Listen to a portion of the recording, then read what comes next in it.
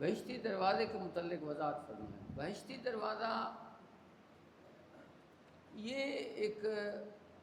روایت ہے کہ حضرت خواجہ نظام الدین اولیاء رحمۃ اللہ تعالیٰ علیہ، یہ بابا فرید کے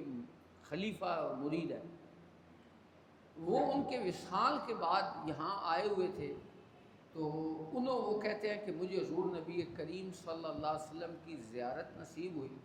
اور حضور کے ساتھ صحابہ بھی تھے۔ حضور نے یہاں پاؤں مار کر اس جگہ پہ حضور نے فرمایا ہاذا باب الجنہ، وہاں لکھی ہوئی عبارت مجھے یاد نہیں ہے، تو اس وجہ سے ہم اس کو یقینی طور پر یہ نہیں کہہ سکتے۔ ایک اللہ کے نیک بندے کی روایت ہے، ہمارا یقین ہے کہ وہ بندہ جھوٹ نہیں بولتا، وہ بندہ جھوٹ نہیں بول سکتا، جتنا اللہ نے ان کو مرتبہ مقام عطا فرمایا تھا وہ جھوٹ نہیں کہہ سکتے۔ اس لیے ہم امید کرتے ہیں،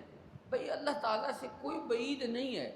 ایک چھوٹا سا عمل ہو اور اللہ سارے گناہ معاف کر دے۔ اسی طرح اگر اللہ تبارک و تعالیٰ کا بندہ اس بہشتی دروازے سے گزرے اور اللہ تعالیٰ کرم فرمائے کہ میرے بندے کے پاس آیا ہے، چلو اس کی وجہ سے بات ہے، تو یہ ممکن ہے، لیکن ہم اس کو کوئی فرض واجب نہیں سمجھتے کہ ضرور ایسا ہوگا تو پھر جنت میں چلا جائے گا۔ تو یہ کتے کو پانی پلایا تھا، کتے کو پانی پلایا، منہ میں سا عورت تھی، بدکارہ عورت تھی، اللہ نے سارے گناہ معاف کر دیے۔ ایک ٹہنی کو، کانٹے دار ٹہنی کو رستے سے ہٹایا تھا، اللہ نے اس کے سارے گناہ معاف کر۔ تو اس لیے